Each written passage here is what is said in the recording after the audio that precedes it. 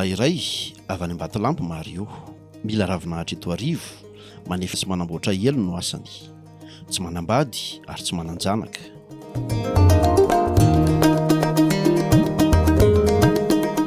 Manenana zany tena misy any commune Tsapandrano misy any. De district Ambatolampy. Eo an'le fitadiavana zany mampafindrana aty. Fa zay izy tsy hoe mijanona aty foana fa ohatra hoe any aminay zao ohatra hoe alina de hoe misy marary de midina any. De ohatran'izay ilay izy.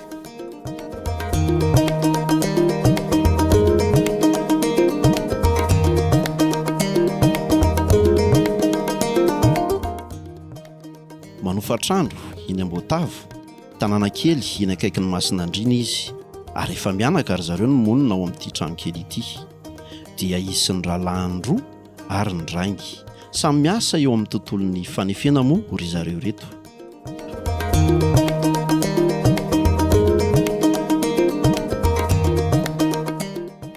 Vao mifoha maraina dia avy hatrany dia ny fitaovana hoentina miasa no manina.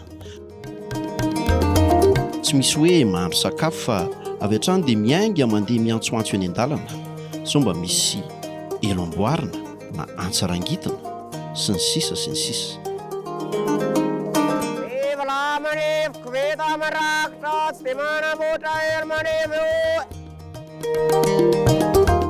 Efa taonany maro moa no nanaovan'izao asa izao, ary miaina ao anaty fahasahiranana tanteraka izy efa mianaka reto.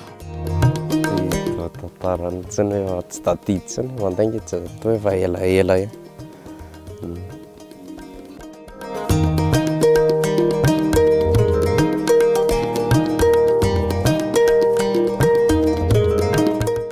Tsy mora no mitady vola e. Mavita ity tongotra hatrany amin'ny 20 kilometatra isan'andro Mario ao anatin'ny iray andro. Tonga hatrany 67 hektara, Andotapenaka, Sapotsinamehana sy ny tanàna rehetra eto Antananarivo.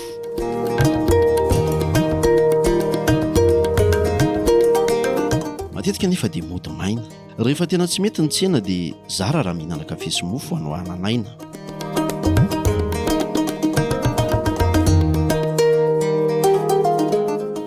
Maraina zay tsy mahandro sakafo, de amin'ny hariva zay vao mahandro. Amin'ny fotoam-pahavaratra toy izao moa no mba misimisy ny mpanjifa, fa amin'ny maintany dia tena sahirana tanteraka.